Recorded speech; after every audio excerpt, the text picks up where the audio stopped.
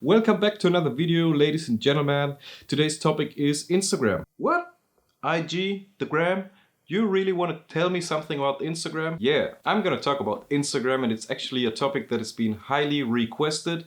In case you don't know me and you wonder what is this guy sitting there trying to teach me anything about Instagram, I'm Felix Inden, landscape photographer from Germany. I have an Instagram profile getting close to 200,000 followers now, so indeed, I think I can teach you some things about how to grow your own Instagram channel. And I can tell you one thing, you can do it. You can totally do it. And I'm gonna tell you how in this video. So you're a landscape photographer, you have all these pictures that you worked for really hard, and you're very proud of your shots. So you look at them and think, damn, this stuff is good. So I'm gonna post it and I'm gonna get bazillions of likes. That's not how it works, because there's millions of good photographers around the planet and bazillions are posting their images on Instagram. Like, some of these topics will apply to the whole big base of social media, but on Instagram it's especially important that you think about how to grow your channel a little bit. It's not a spontaneous thing that happens overnight. In my opinion and from my experience, there's three pillars of Instagram success, those being image quality, personality, and consistency. There's also things like IG stories and hashtags and different stuff that will help you pull it all together, but those three things are what you really need to make it on this platform. The pillars I mentioned are image quality, and you should be only focusing on your very best material in order to stand out enough to be able to grow on Instagram in 2020. Then I mentioned personality, and it's incredibly important that people don't only see your image but create a connection to you personally as an artist, because you interact with the audience ideally constantly, no matter what you do, if posting, if IG stories, if replying to comments or writing comments yourself.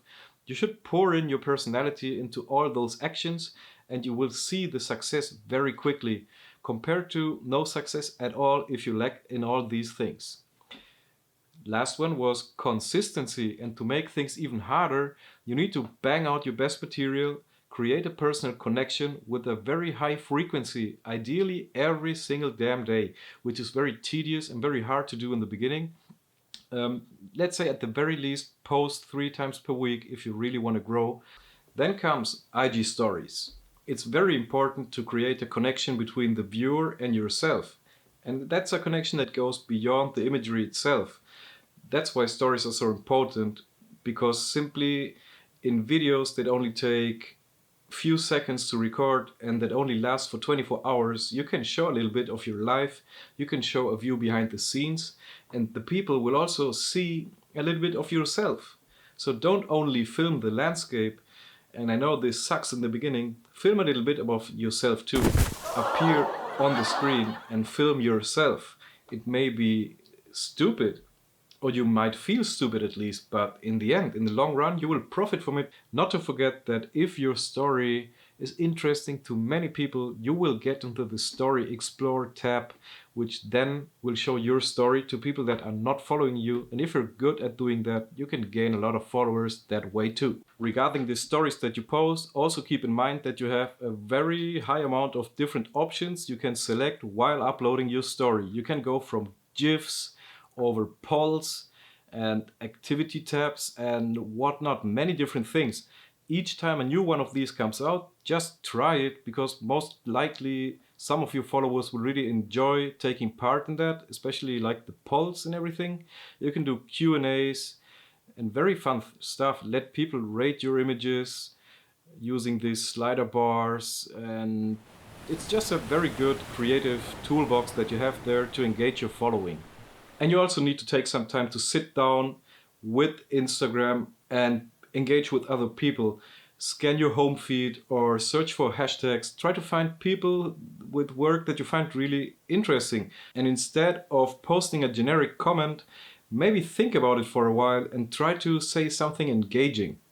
The way it works is that if you leave a comment that actually offers some value or goes beyond the amazing, epic, and incredible comments, then the photographer who got that comment will be much more drawn to check out who was this guy. He's always commenting on my work. He's very interested in what I do. So I want to know more about him. Clicks on your profile, sees your images, lets you comments and some likes. And then if he likes what you do, he will be following you. The combination of imagery with your personality is what will make you win in the long end, because this will keep people interested in the person taking those pictures, no matter if you're a douchebag like me or somebody really smart.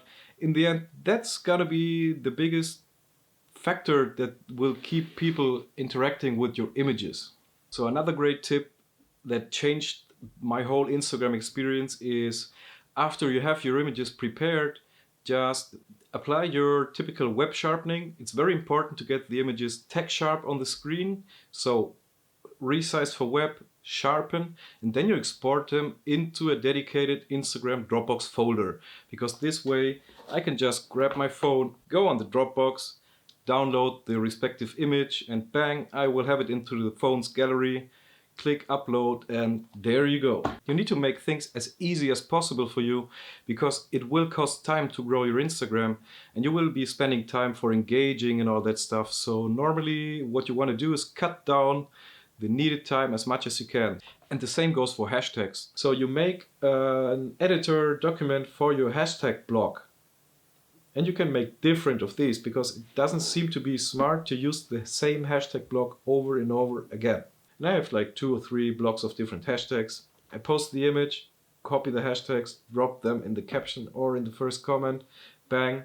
And then when the image gets some engagement, some likes, some comments, after a while, people who are interested in that hashtag are going to see my image in the ranking tab of that hashtag. And then a new eyeball or a new pair of eyeballs will suddenly see my image, and if I'm lucky, tap on it, see it, like it, maybe follow my account or whatever. You need to be careful with what hashtags to use, because there's a variation of hashtags that I have many images posted every minute under that hashtag.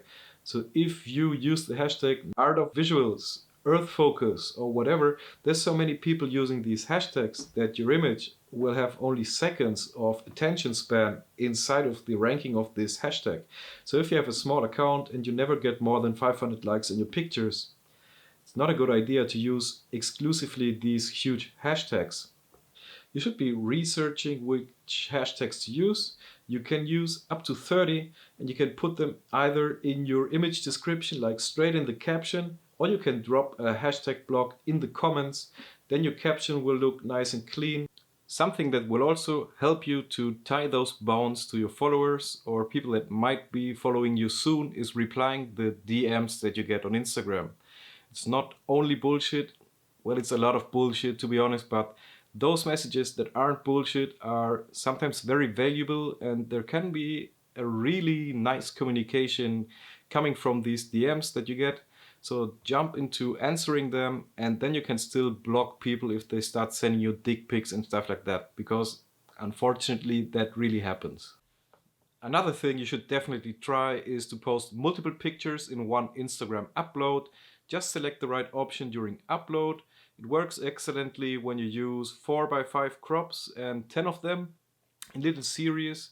You can either tell a story with your series or just post a variation of different shots, and generally they get very good engagement because you're posting 10 images at once, and each time that somebody of your followers gets the picture in the feed, it will be a different shot from those 10 that you uploaded, which is great. Another thing I wanted to tell you is keep it organic, keep it real. Don't use the automation services, don't buy followers, don't buy likes. In the long run, this would only fall back onto you. Your account can get banned. Your engagement will be just ridiculous, like 100k followers and 200 likes with 3 comments. When you see that happening, most likely there's something fishy going on there. Or if somebody's following 10,000 people, or even more than 1,000 people, then you know this is probably some effect of follow-unfollow bots. I just don't like all that stuff. And there's pages like Social Blade, Ninjalytics, Hype Auditor that if you care you can use. I mean, don't waste your time with that. Just know that something coming honestly from your heart to your followers will always be better than a machine just giving them the feeling that you actually care for them because your account liked their pictures. It's just bad, and so just don't do that. Thank you. And just to close the topic, I'm gonna tell you that there's exceptions to this. I know people who didn't have to do all this kind of heavy work, who simply came into Instagram being very popular and famous on different social media platforms. And those guys don't need to do much. They will be growing on Instagram very quickly. But I made this video for you and me, normal people, decent photographers who are not ruling the imagery world, and we can still make it on every social media platform if we go with a strategy and a positive mindset. And that's what I want to give you with this video. So take care, stay safe in these wild days, and see you in the next video. Peace.